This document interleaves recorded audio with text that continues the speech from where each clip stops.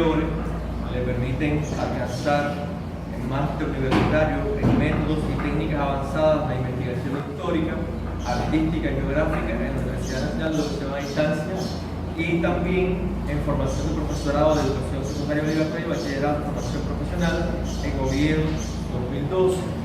Es experto universitario en historia y filosofía de las religiones de la Universidad de Educación a Distancia y investigador de dicha universidad. Ha publicado más de 20 artículos científicos que abarcan la edad moderna y la contemporánea por la clasificación española. Es especialista de la historia de las órdenes religiosas en Asturias durante la edad moderna.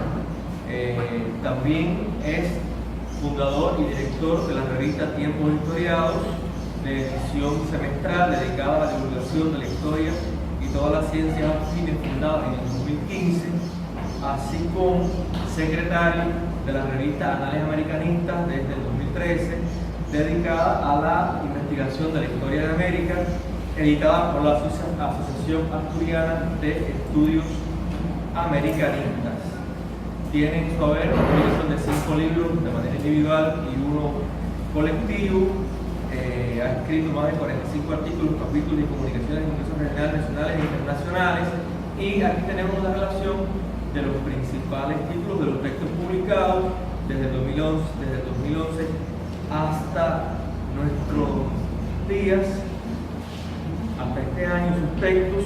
Y entre los premios, reconocimientos y nombramientos que conta como académico colaborador de la Academia Teutónica, vicepresidente y secretario de la Asociación de la Familia Sánchez Moro, académico correspondiente del Instituto Histórico Balsés y Valdés, cronista de la Ilustre Hermandad de la Santa Veracruz, cronista oficial de la zona de Asturias de la Orden Franciscana Seglar, y ha alcanzado este año premio por el concurso de trabajo corto de investigación histórica de la medicina asturiana del Ilustre Colegio Oficial de Médicos de Asturias, correspondiente a este año. Hemos hecho esta presentación para conocer el currículo de nuestros invitados y que en nuestro encuentro, bueno, primero le daríamos una palabra para que nos dé algunas de sus consideraciones dentro del rango de todas las investigaciones que posee. Quiere compartir con nosotros la educación y la cultura en España durante la Edad Media, a inicios de la Edad Contemporánea, el papel de las órdenes religiosas. Finalizado esta etapa, entonces estaríamos dialogando con los compañeros del público aquí presente para finalizar este primer intercambio de trabajo que para nosotros tiene una gran importancia. Es un honor que esté con nosotros aquí. Vamos a presentar al auditorio. Tenemos profesores especialistas en las ramas de historia, las ramas de la filosofía, la economía, todos de las ciencias sociales que elaboran aquí en nuestra universidad, ya algunos conocidos por él. Bueno, por acá tenemos al doctor Oscar González Fernández, doctor en ciencias económicas, especialista en temas de desarrollo local. Más allá tenemos a la máster en ciencias, que es Girina Toranzo, abogada de historia, que estudia asuntos relacionados con el catolicismo. Al lado lo acompaña el doctor en ciencias históricas Guillermo Montero, de nuestra universidad, especialista en varios temas de historia de Cuba, temas de la migración anglosajona en la región, y también temas relacionados con estudios religiosos, tutor de la cátedra que vamos a mencionar, el profesor máster en ciencia Alexander, que es especialista del área de filosofía, que trabaja en nuestro departamento. Por acá adelante estamos compartiendo con el profesor Estuche Mendía, nuestro historiador de la ciudad que ya conoce, la doctora en ciencias Clara Guzmán, especialista en filosofía, con mucha experiencia en nuestro departamento, investigadora del área de la formación humanista, en valores, los temas de la producción espiritual, que lo ha desarrollado durante mucho tiempo. Acá tenemos a la profesora Yanet, que es aspirante a doctorado en pedagogía, que estudia temas relacionados con el contenido filosófico. El profesor Rafael, especialista en filosofía. Por acá tenemos a la máster en ciencias Saraí, que es máster en comunicación social, trabaja en nuestro departamento. El profesor Onel, especialista también en temas de filosofía, la doctora Aleida Bess, que es especialista en temas caribeños, en temas religiosos, de la religiosidad popular, el profesor Carlos Luis, profesor especialista en filosofía. Ahora ya tenemos a la máster en ciencia Juliet, que es del área de economía, la profesora Mariana, que es del área de filosofía, el profesor Oscar, de economía, la doctora Leonela, de la parte de filosofía, especialista en la parte pedagógica, la profesora Yumi, que es graduada de estudios culturales, que también ha incursionado en temas religiosos, la profesora Patricia, que es máster en ciencia, especialista en historia, que también investiga en la relación entre Cuba y España y temas religiosos, la profesora Yudenia, que es del área de la economía, que está también haciendo su doctorado, y al doctor Roberto, que es funcionario del Departamento de Relaciones Internacionales, lo estuvimos el otro día. Él es doctor en Ciencias Pedagógicas, él investiga temas relacionados con la antropología cultural, temas también que tienen que ver con la cultura. Entonces, con este curso que usted cuenta aquí, es el que vamos a disfrutar de esta intervención que ya tiene el título. Entonces, lo dejo con Miguel para escuchar su consideración.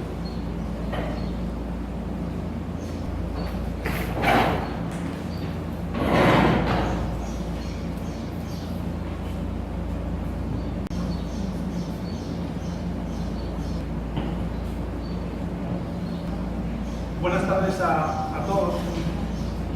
Es un auténtico placer para mí estar en el día de hoy con ustedes presentando esta conferencia en la Universidad de Las Tunas.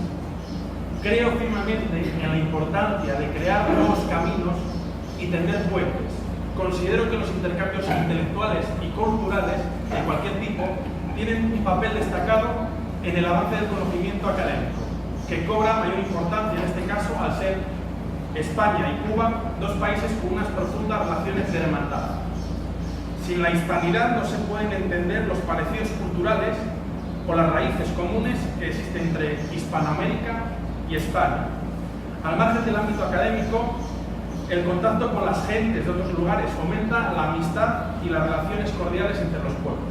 Dicho todo esto, quisiera agradecer al profesor doctor Marcos Garavez Peralta, jefe del Departamento de Historia, que me ha presentado, haberse encargado de coordinar y organizar esta conferencia, facilitando que yo pueda pronunciarla. Por extensión, debo agradecer a todas las instancias universitarias su apoyo para la realización de este acto de índole académica. Debo confesarles que desde el primer momento me he sentido muy bien acogido, muy bien tratado por la Universidad de Las Tunas. Por otro lado, quiero agradecerles a todos ustedes, profesores y miembros de esta universidad, el hecho de estar aquí presentes. Esta conferencia, sin su asistencia como público, no tendría ningún sentido. Gracias de corazón por ello. Y después de estas palabras introductorias y estos agradecimientos, quisiera justificar el motivo de la elección de la temática de esta conferencia, titulada La educación y la cultura en España durante la Edad Moderna e inicios de la Edad Contemporánea. El papel de las órdenes religiosas. Por un lado, la vinculación de esta universidad con la pedagogía y la enseñanza hicieron que me determinase a elegir este tema por su vinculación conceptual y de enfoque de estudio con la misma. En segundo lugar, dada mi especialización, como comentó Marcos, mi especialización en la historia de las órdenes religiosas en Asturias y su importancia dentro del ámbito cultural y educativo, me animaron también a elegir este tema por su idoneidad, dado por mi investigación y dado también el interés que tiene esta universidad por la pedagogía, la enseñanza, la educación. Y sin más dilación, voy a comenzar la presentación del contenido de la misma en los próximos minutos. En primer lugar, analizaremos el estado del sistema educativo, cómo era el sistema educativo, cómo estaba organizada la educación en España durante los siglos de la modernidad, conforme a la periodización que se usa en España. La modernidad sería del siglo XVI al XVIII.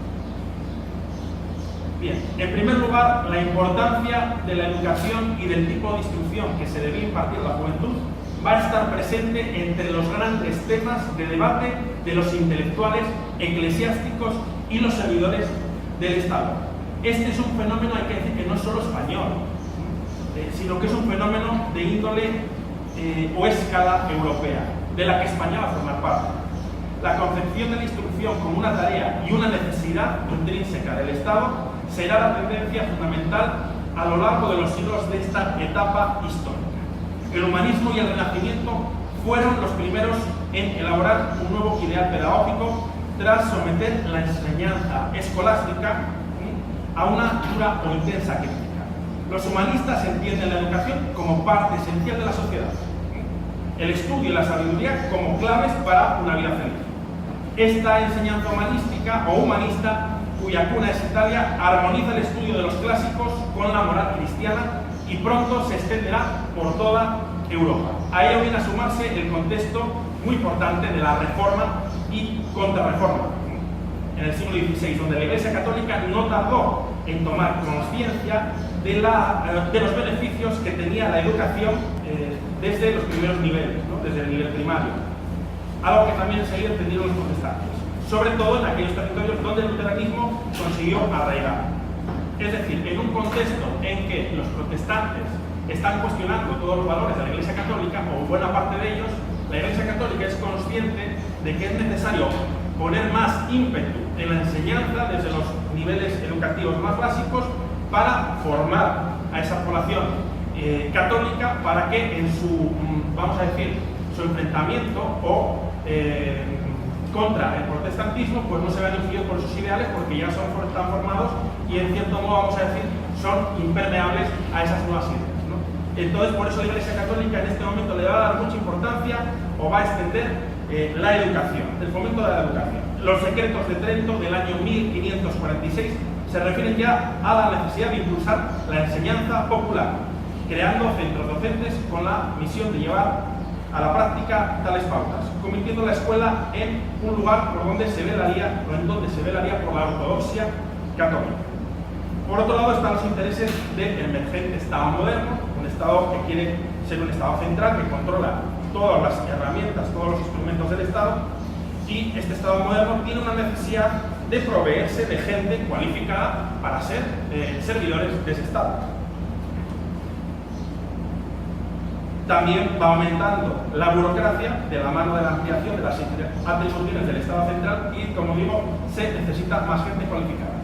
¿Qué ocurre en el siglo XVII? Bueno, la enseñanza humanística, centrada en los ejercicios gramaticales, se va a oponer a una nueva concepción de escuela dirigida a la obtención de un conocimiento eminentemente científico.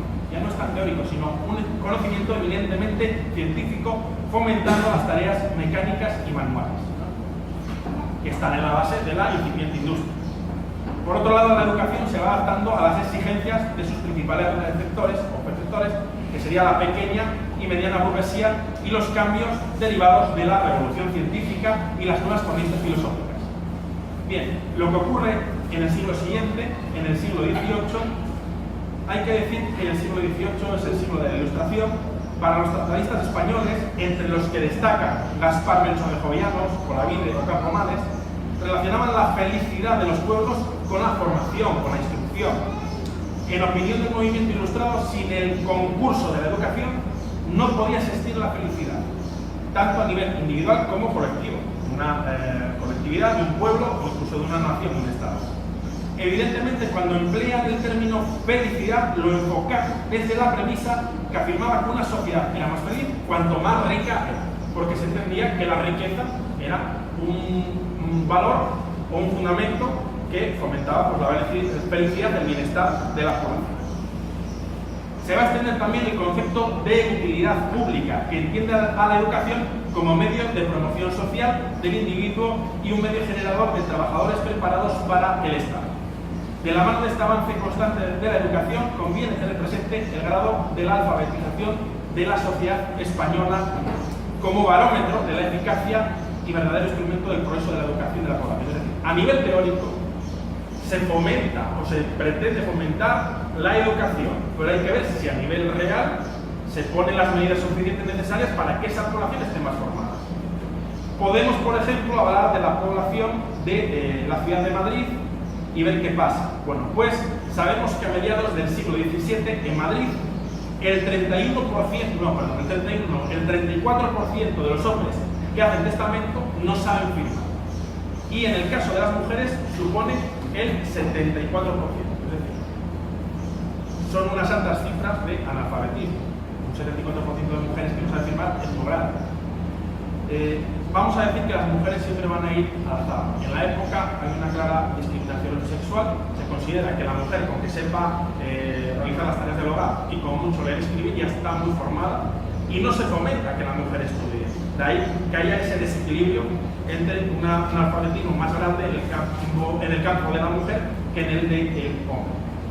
Y en lo que respecta a la estructura del sistema educativo y los diferentes niveles de instrucción, se consolidan 3 niveles básicos vigentes en toda esta época y que anuncian o son el germen de las etapas educativas que hay en la actualidad. Habrá un nivel primario, secundario y el universitario que vamos a comentar. La enseñanza primaria estaba constituida por las escuelas de primeras letras, donde se enseñaban los rudimentos básicos de la lectura y la escritura como conocimientos fundamentales. Durante el reinado de Carlos III se intentará poner orden. El reinado de Carlos III, estamos hablando de más o menos mediados del siglo XVIII, se intenta poner orden en esta enseñanza que estaba caracterizada por una organización bastante caótica y carente de una pauta común en su grado de implantación en todo el reino. Cada municipio, cada ayuntamiento, cada localidad podía contratar un profesor, pero en las cuestiones de qué debía saber ese profesor, qué formación debía tener, qué examen debía pasar para llegar a esa plaza, cada sitio, cada lugar hacía, vamos a decir, para que se entienda llanamente lo que quería. Entonces, es este rey el que dice, no, el profesor tiene que estar formado en todos los lugares del reino de una manera equivalente para que la formación tenga un mismo nivel en todo el reino. Pues esto es lo que pasa en esta época. Va a haber varias medidas, puedo citar algunas. La Real Cédula del 3 de octubre del 1763, que exige a los maestros una dedicación exclusiva. Hasta ese momento podían ser maestros y tener otros oficios que complementaban su salario y ocupaban, por tanto, parte de su tiempo. Y otra medida que va a ser interesante y más desde el enfoque que tiene mi conferencia, el de las órdenes religiosas, va a haber una tendencia a la secularización de la educación, es decir, sacar los religiosos de la educación, que se ve o se manifiesta en la Real Provisión del 5 de octubre de 1767, que tiende a limitar la presencia de los preceptores religiosos. Una normativa del rey, de la corona, se empieza a limitar el número de aulas que pueden tener un preceptor religioso, haciendo así que la educación religiosa la formación que está en manos de los religiosos sea cada vez menor, ¿no? Y empezar a fomentar pues, los servidores públicos, los profesores al servicio del Estado. El siguiente nivel de instrucción al que daba paso la enseñanza primaria era la enseñanza secundaria, impartida fundamentalmente mediante las denominadas escuelas de gramática, que proliferan a partir del siglo XVI. También se surgen paralelamente las academias para paliar algunas lagunas del sistema educativo, ofreciendo determinados estudios de tipo profesional. Y, por último, la enseñanza media daba paso a la enseñanza superior, universitaria, cúspide de la instrucción y de donde salían los oficiales y letrados que necesitaba el Estado, y era un puente hacia la carrera eclesiástica para aquellos que querían servir en la Iglesia, como estoy indicando ahora mismo. Como resumen del panorama que estoy dibujando, a la extensión de la educación en España a lo largo de los siglos de la modernidad, la creciente demanda de ella resulta compatible con la pervivencia de altas cifras de analfabetismo y fuertes contrastes en los niveles culturales de los diferentes estratos sociales. Es decir, se fomenta la educación, pero esas medidas que se llevan a cabo no se van a ver inmediatamente reflejadas en un aumento de la mejora del nivel educativo de la población. Esto va a tardar. Y la educación va a ser durante mucho tiempo un bien de disfrute restringido en sus contenidos en función del nivel social y económico. También restringido más bien a las ciudades más que al campo y a las élites sociales más que a las masas humildes campesinas.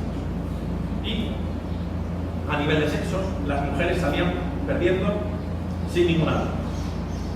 Y ahora quisiera comentar brevemente el estado educativo en la región de Asturias, en tanto que la mayoría de mis investigaciones se centran en esta región de la que procedo y donde está la universidad en la que trabajo. Y creo que esta región, la de Asturias, puede servirnos de barómetro o ejemplo del estado de la educación en España. Hay que decir que todo parece apuntar a que los avances en la enseñanza en Asturias fueron tímidos, a pesar de ese interés del Estado de fomentar la educación. No parece que la educación fuera una de las primeras preocupaciones de los asturianos. Hay que decir que, aunque para los ilustrados la educación es un factor de progreso fundamental, resulta difícil pensar en la enseñanza cuando apenas había para comer, para alimentarse.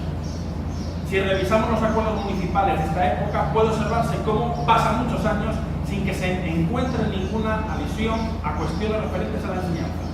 Y a nivel de la Junta General del Principado, que sería el organismo que administraría delegadamente por la corona esta región, entre los años 1606 y 1672 no se encuentra ninguna referencia a la enseñanza primaria, es decir, la enseñanza básica, lo cual es una muestra o una referencia evidente de la escasa importancia dada a la educación en Asturias.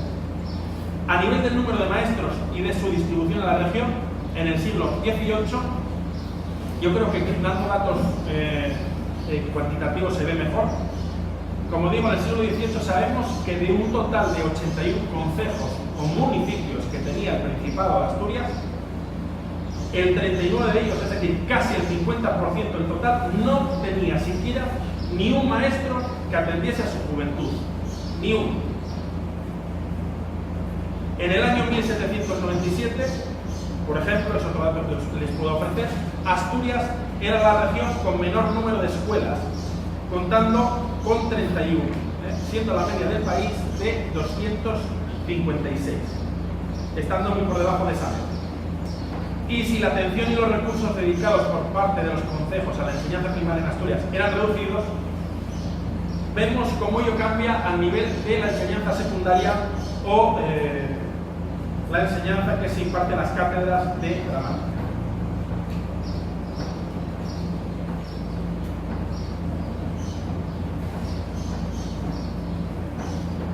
Se llamaba de este modo a la enseñanza intermedia, a la primaria y a la universitaria, que servía como preparatoria para el acceso a los estudios superiores. Las cátedras de artes de las universidades mayores y menores, las de muchos antiguos colegios y conventos y seminarios, eran de segunda enseñanza.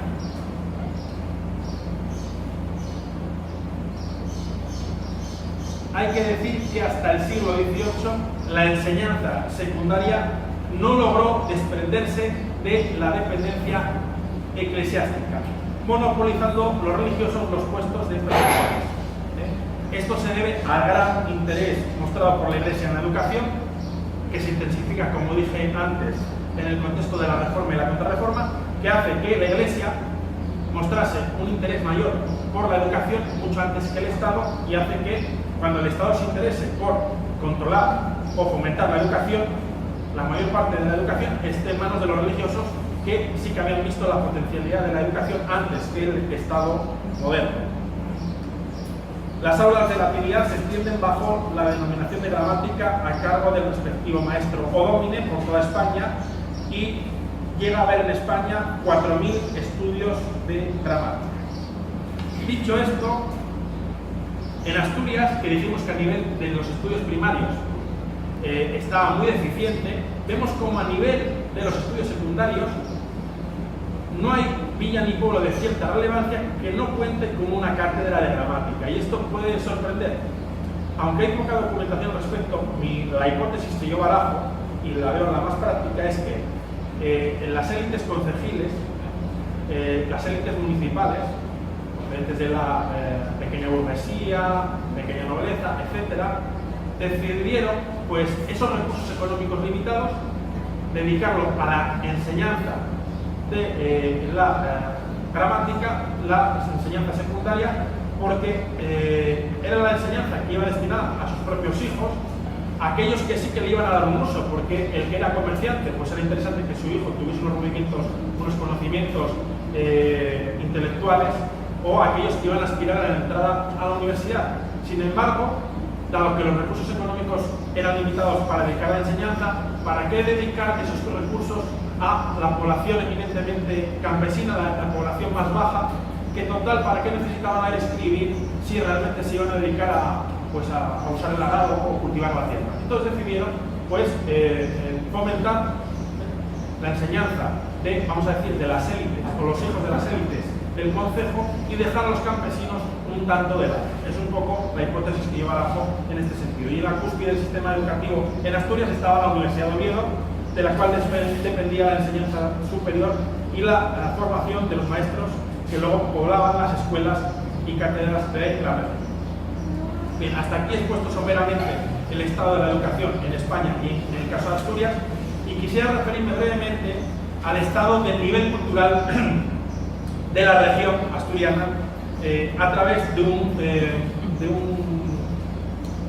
valor o de una referencia que espero que nos sirva de barómetro para ver cuál era el estado o el nivel cultural.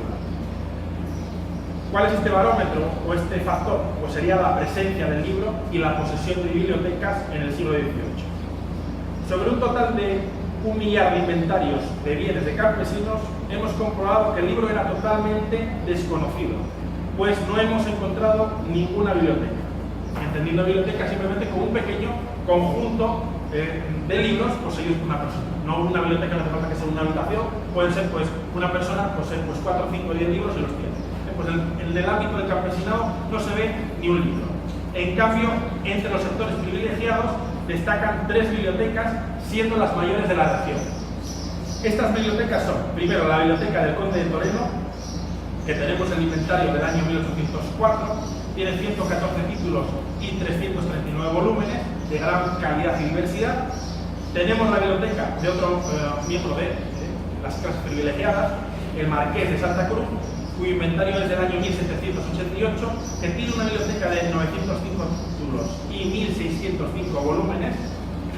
Y en tercer lugar tenemos una biblioteca de índole eclesiástica, que es la biblioteca del monasterio de San Vicente, monasterio benedictino, ubicado en Oviedo, la capital del Principado. Pues a lo largo del siglo XVIII, esta biblioteca adquiere 195 títulos y 697 volúmenes que son adquiridos, como digo, por la misma. Y es una biblioteca que responde bien a las necesidades de un centro de estudios, un centro educativo monástico, que entonces era colegio de la Orden de San Benito.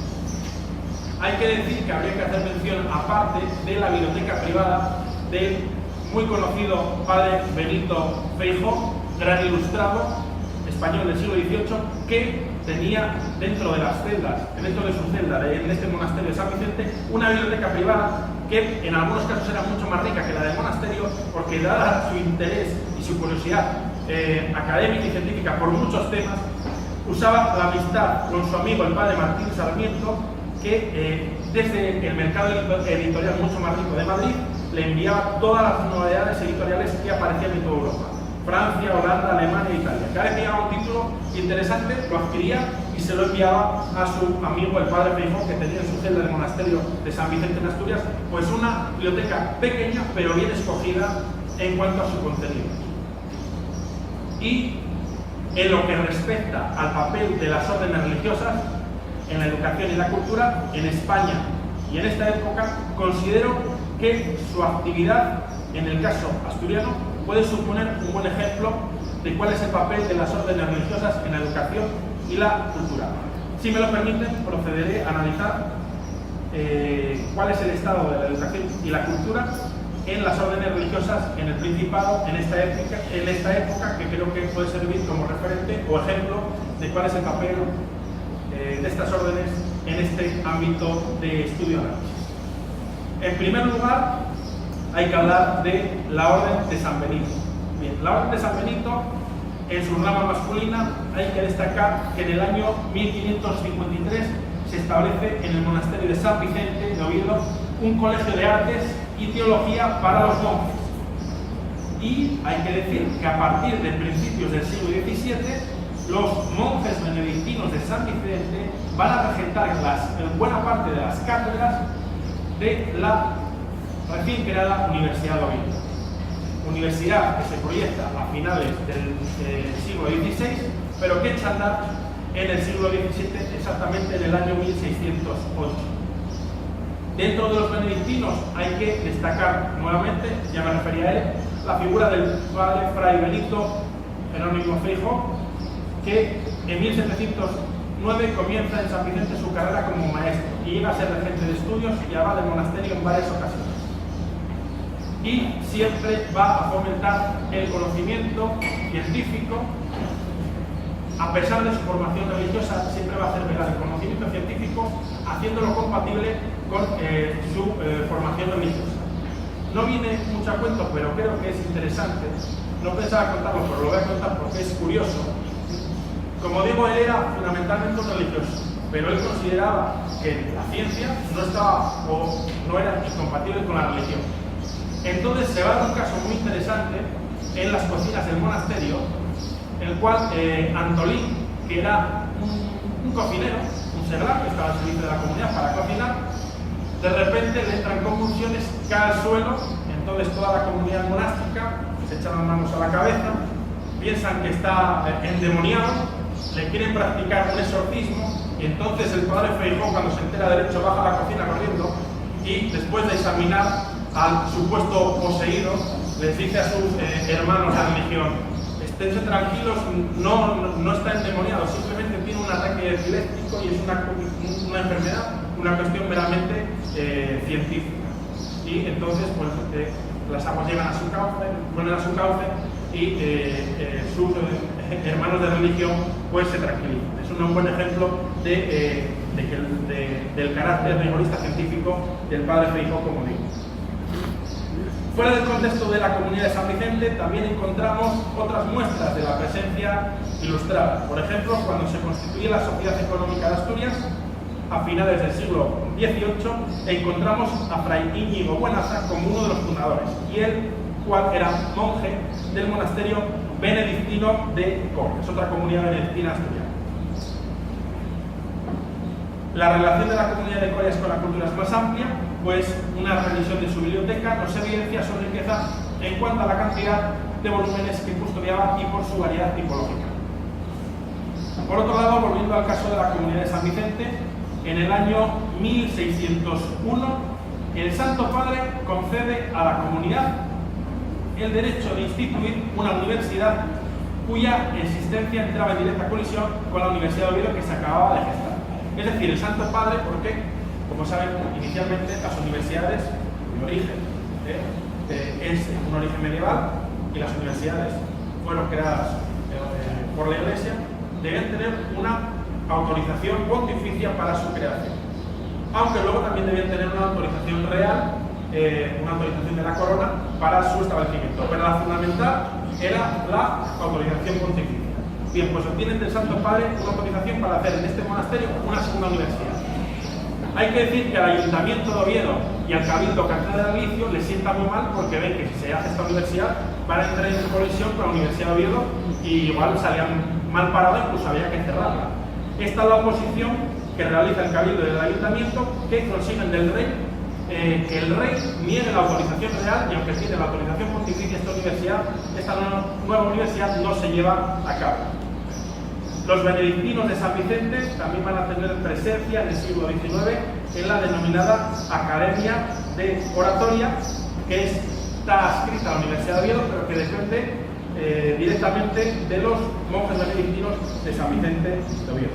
También podemos hablar, por ejemplo, del monasterio de San Salvador de Celorio, en Llares, donde en la segunda mitad del siglo XVII se intitulará como Real Colegio de Artes para miembros de la orden, donde se enseña latín, filosofía y otras disciplinas que más tarde se llegará a abrir al alumnado seglar. Es decir, inicialmente es un colegio solo para miembros de la orden, pero avanzado el tiempo se permite que entren a escuchar las clases y a formarse miembros seglares, ¿no? En cuanto a la rama femenina de la orden, tomaré como referencia el monasterio de San Pelayo de Oviedo.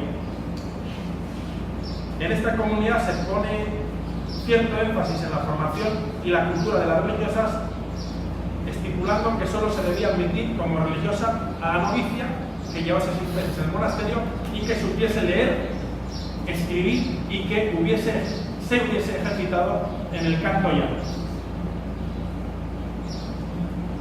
Ello es una evidencia que sí que se exigía cierta formación de las religiosas, pero que una vez que profesaban la profesión, que es el momento en el cual son religiosas de pleno derecho a la comunidad, ya no se les exigía nada más, ¿no? Y contrasta mucho con la gran formación que se da a los religiosos. A los religiosos se comenta que una vez que ingresen en la orden, estudien carreras, hagan doctorados, sean profesores, escriban. En cambio, a las religiosas, pues fiel reflejo de la sociedad de la época, en que la mujer tenía un papel secundario, pues con que supiese leer, escribir y cantar era suficiente. En lo que respecta a la orden de San Bernardo, destacará en la educación y la cultura. A nivel de Asturias, pese a que tiene pocos centros, su nivel intelectual fue igualmente notable. Van a actuar todos los monasterios de la orden de San Bernardo como colegios de la orden. Tenían una gran preocupación por alcanzar buenos conocimientos de gramática y de latín, lo cual llevaba aparejo unos gastos importantes en la compra de libros y la existencia de ejemplares de autores relevantes. Por ejemplo, el monasterio de Belmonte contará con un colegio para religiosos en el año 1665 y con el visto bueno del padre general se permite que entren a oír artes a alumnos seglares, con lo que se convierte en un centro de fomento de la cultura de toda la región o de toda la comarca. Esto es algo que se ve en varias obras, ¿no? Tienen un centro que inicialmente es para formación de los religiosos, pero llega un momento donde dicen vamos a abrirlo a la sociedad y permitir que alumnos seglares puedan entrar en las aulas y formarse. Por tanto, va a suplir esas lagunas que deja la corona de formación, pues hace que los monasterios sirvan como, en algunos casos, como escuelas o cátedras de gramática y den formación de este tipo a miembros seglares del pueblo llano. Dicho esto, podemos referirnos al monasterio de Villanueva de Oscos, que se convertirá en monasterio de pasantes de moral de la orden a partir del año 1744. Además, y esto es interesante, este monasterio contaba con una escuela de caridad para la enseñanza de las primeras letras a los naturales de la comarca. Las escuelas de caridad eran escuelas gratuitas para formar a nivel primario a los pobladores de un lugar. Pues este monasterio cuenta con una escuela de este tipo. Y en cuanto a la rama femenina de la orden, son pocas las referencias que tenemos porque parte del archivo de esta comunidad se perdió. De las pocas noticias de índole cultural que tenemos o que llegan hasta nosotros es, por ejemplo, y creo que les va a llamar la atención y espero que les saque una sonrisa, es a la altura del siglo XVII. En ese siglo XVII hay un documento en el que la abadesa de la comunidad prohíbe, atención, la representación de comedias y entremesas, es decir, de aquellas piezas teatrales en el coro y en la portería. Las está prohibiendo en el coro y la portería, que son las zonas más cercanas al exterior de la clausura, desde donde pueden ser vistas por el vecindario. Lo prohíbe ahí, pero no lo prohíbe en el interior, en instancias más interiores de la comunidad, donde no pueden ser vistas. Es decir, realmente se daba el caso de que las religiosas podían en ciertas festividades litúrgicas del año o para celebrar cierta festividad o el cumpleaños de una de sus hermanas, realizar pequeñas piezas teatrales en las cuales se disfrazaban, actuaban, pero eso sí, para guardar por el decoro, para que el vecindario no pensase que están haciendo cosas raras, pues no se permite que se celebren estas representaciones teatrales en el coro o la portería porque podían ser vistas, ¿no? Esto creo que es interesante. En cuanto a la orden de San Francisco, en su rama masculina destaca de manera importante por su vinculación con la enseñanza y con América. Debemos centrarnos en el caso del convento y colegio de San Juan de Capistrán, que era un centro de estudios y de formación de misioneros para América. Hay que decir que hay muchos religiosos franciscanos españoles que luego van a ir a América, van a pasar por sus aulas. Fue un semillero de nuevos misioneros. Muchos van a pasar por sus aulas. Desde el año 1692, en que se funda la comunidad, hasta el año de su clausura, en el año 1835, va a estar constantemente formando misioneros que se van a enviar a diferentes regiones de América. Esta comunidad estaba centrada en la instrucción que se concretaba en la cátedra de filosofía y teología para sus propios novicios o religiosos y también en primeras letras para los hijos de los vecinos de la villa. Es decir, dar formación a los religiosos sí, pero también dar lugar a que los seglares entren y se formen, aunque sean en estudios inferiores. También destaca el convento y colegio de franciscanos de Tineo, que sobresale en la enseñanza de gramática y las humanidades.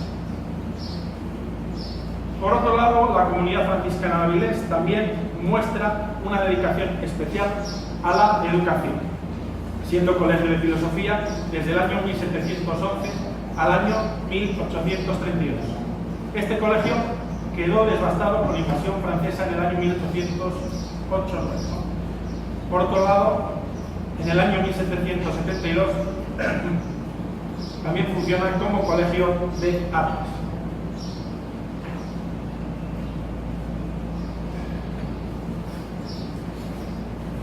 Por último, en el año 1814, en el convento se instala provisionalmente un colegio de teología moral. Los franciscanos van a contar con otro centro que es poco conocido, que es una escuela de primeras letras, conocida como Escuela de Quirós, que fue establecida por los franciscanos de Oviedo en el concejo de Quirós, para la formación de los hijos de la comarca. Y funcionará únicamente con un maestro, es una escuela pequeñita, pero que al menos da un mínimo de formación a la población local. En cuanto a la rama femenina de la orden, tenemos que tomar el modelo de las clarisas de Villaviciosa, que desde su establecimiento en el año 1694 se les encarga la educación de las niñas de la zona.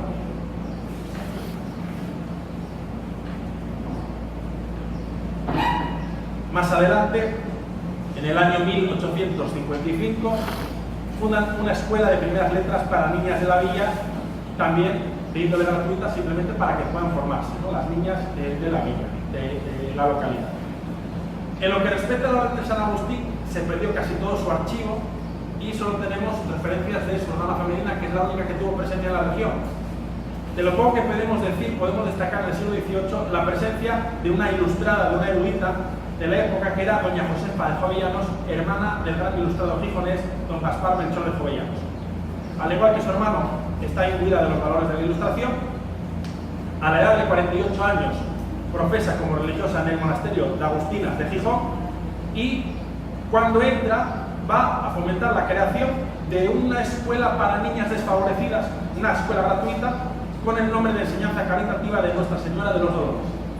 También va a realizar escritos de tipo erudito, escritos que va a realizar en dialecto asturiano, que es el que se habla en Asturias, donde también se va a adherir a los planteamientos de la ilustración.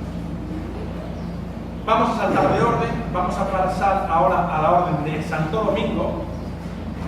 Sus centros tienen muy pocos.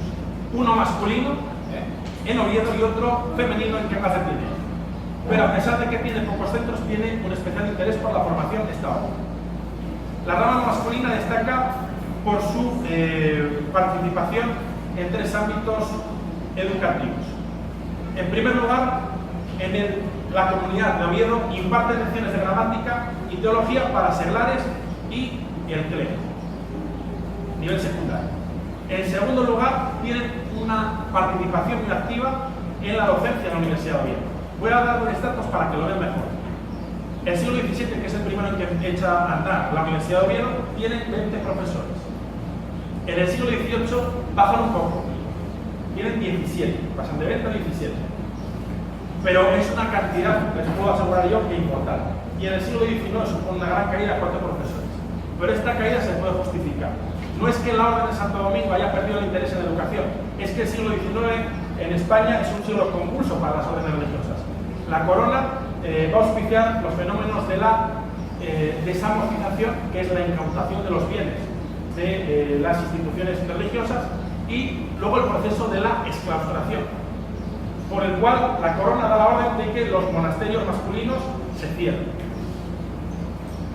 por estos dos fenómenos hace que la orden pues esté más centrada en sobrevivir y lógicamente en este estado tan convulso pues reduce el número de profesores en la universidad. No es que tengan menos interés en la educación, simplemente es que están centrados en sobrevivir, cosa que al final no van a lograr porque se va a cerrar la comunidad, que es algo que yo les puedo adelantar o incluir para que sepan.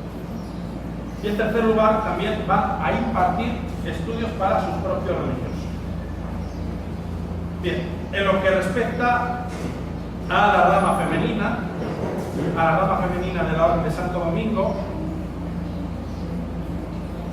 contará la comunidad de dominicas de Cangas de Tineo desde el siglo XVII, que es el momento de su fundación, con una cátedra de artes que en el año 1779 se sustituye por una cátedra de teología, Bueno, les vamos acabando, ya quedan pocas órdenes. ¿Qué pasa con respecto a la Compañía de Jesús? Bien, la Compañía de Jesús únicamente tiene en Asturias un convento y colegio en Oviedo y va a destacar en la vida cultural y educativa asturiana, como de toda España, por su dedicación plena a la actividad docente. La comunidad funda desde su origen en Oviedo un colegio y los jesuitas realizan una importante labor enseñando teología moral y sobresaliendo en la enseñanza de casos de conciencia. Hay que decir que los jesuitas van a ser muy queridos por toda la población, por todos los sectores, por un motivo. Los jesuitas van a fomentar la enseñanza secundaria con cátedras de gramática, también van a fomentar la enseñanza universitaria, van a ser los preceptores, los profesores de los miembros de las oligarquías de las clases más altas, pero aunque son miembros de las clases más altas de la sociedad, no van a olvidar a las clases más bajas, fomentando y creando por toda la región asturiana, como por toda España, infinidad de escuelas de primeras letras para la formación básica de la población. Es por tanto una orden muy querida por todas las capas sociales. ¿Qué ocurre? Como saben, en el año 1767, por orden real, se va a producir la expulsión de los jesuitas, que tienen que abandonar España y van a recalar en diversos países, en Hispanoamérica sí que van a estar, pero son expulsados de España en este año.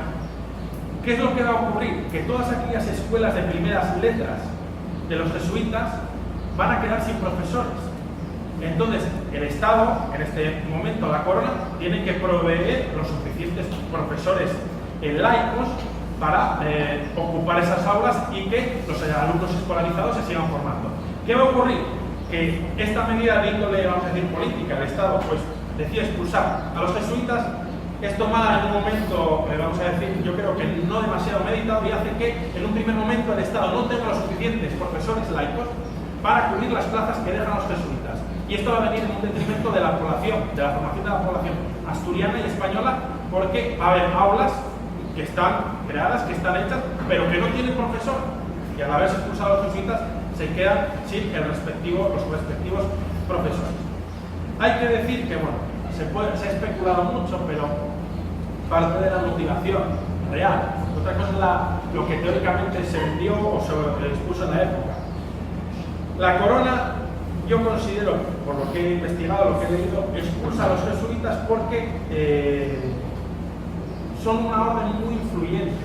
Al haber formado a la nobleza, a los estratos más elevados del país, van a ser consejeros, en algunos casos confesores, de las capas más altas de la sociedad, y la corona entiende que puede, en cierto modo, tener una influencia demasiado alta sobre el Estado, sobre esos servidores del Estado que se han formado en sus aulas.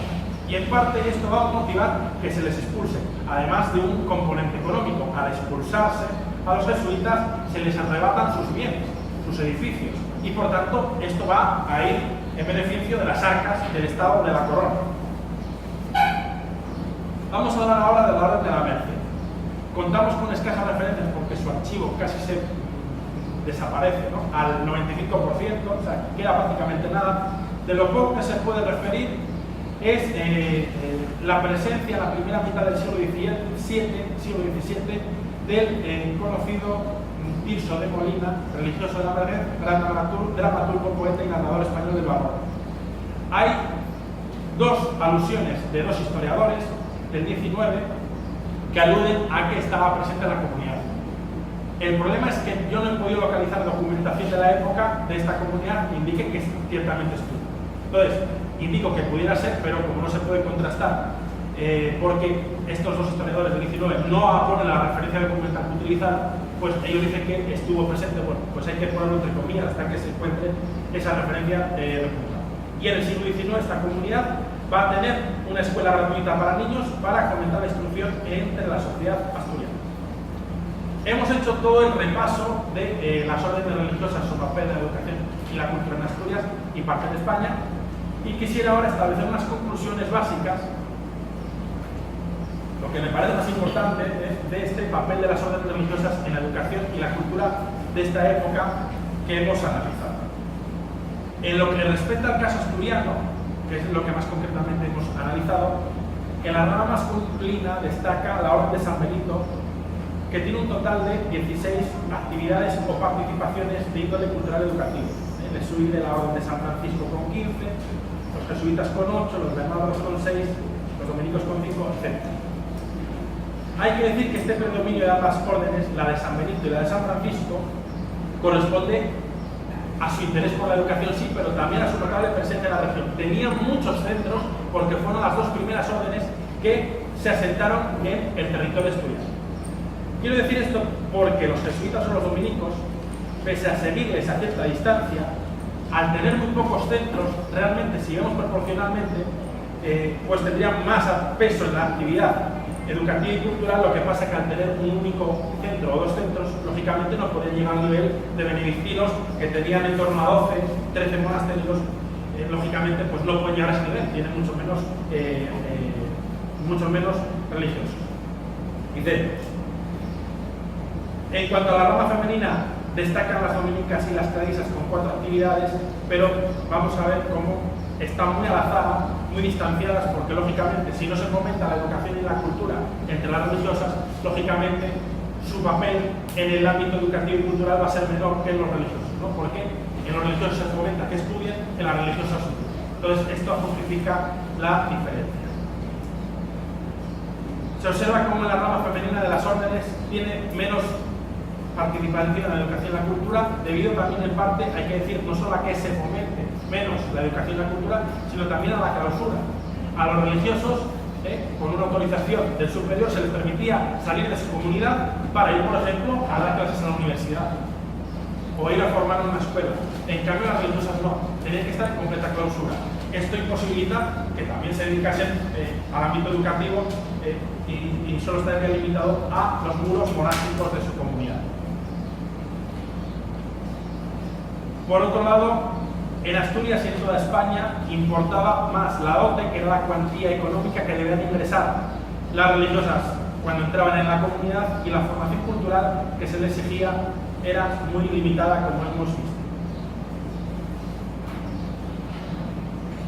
Dicho esto, y yo creo que este es un punto de las conclusiones importante, observando de forma conjunta a las comunidades masculinas y femeninas, se puede establecer que los aspectos culturales y educativos en los cuales participarán las órdenes religiosas en Asturias y en España, porque son los mismos, son la enseñanza en los 3 niveles, primario, secundario, universitario, la posesión y el aumento de sus bibliotecas, la presencia de eruditos, de intelectuales, la pertenencia a instituciones de índole cultural, la práctica de la lectura y la representación de pequeñas piezas teatrales, como vimos en la comunidad de Bernardas de Avilés. Y considero que de forma global, para toda esta época, el papel de las órdenes religiosas en Asturias y en España es determinante en la educación y la cultura. Como analizamos, el papel de los preceptores o profesores laicos y el control del Estado en la educación va a ser limitado, como vimos, y tendrá que llegar el final del siglo XVIII y el siglo XIX con todas esas medidas de control del clero por parte de la corona, por ejemplo, la limitación a nivel de normativa del número de profesores eclesiásticos, también el proceso en el XIX de la desamortización el arrebato de los bienes de los eclesiásticos, y luego la exclaustración, que es el cierre oficial de las comunidades monásticas. Todos estos factores hacen que, lógicamente, ahí sí que el papel de las órdenes religiosas sea menor en la educación, y el Estado, poco a poco, aunque en un primer momento no puede suplir la presencia de las órdenes religiosas, poco a poco, ya avanzado el XIX y ya habrá que esperar ya al siglo XX inclusive, pueda empezar a tener un mayor papel en la educación, el profesor laico en manos del Estado, frente al profesor religioso procedente de las órdenes religiosas, por tanto, de la Iglesia. Hay que decir que este interés de la corona por controlar el clero a finales del XVIII y el siglo XIX es algo propio de la dinastía de los Borbones. Dinastía de los Borbones que, como sabemos, es una dinastía que viene de Francia y que siempre concibieron que la Iglesia o cualquier institución que estuviese en el territorio del reino tenía que estar supeditado a la corona. No es así como los Austrias, que es la casa real anterior que hubo en España, que consideraban que el componente religioso era muy importante y había que dejarle cierta autonomía. Los Borbones creen que el Estado debe ser un Estado central y que la Iglesia tiene que estar supeditada y controlada por la corona. Y es lo que hace que, por ejemplo, el rey Carlos III fomente este tipo de medidas que van a extender sus sucesores de controlar a la Iglesia y quitarle su importancia en la educación y en otros niveles.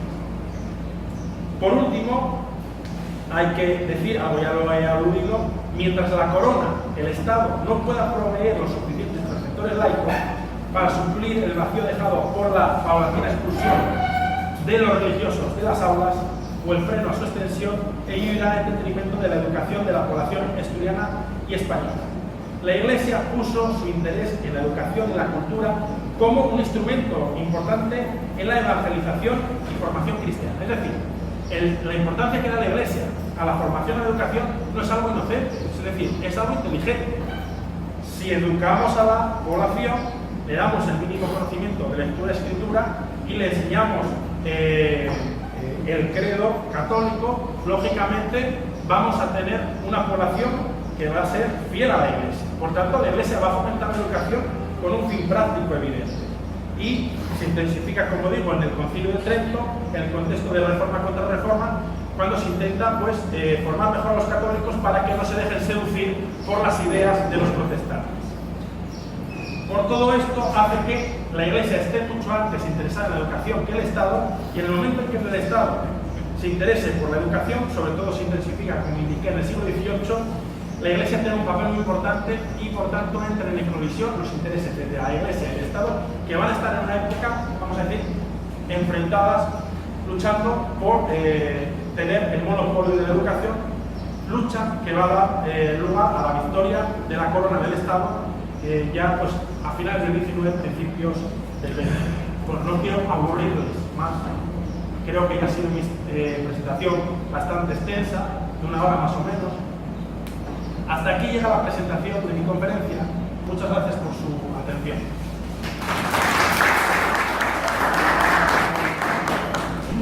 No os olvidéis de suscribiros a mi canal.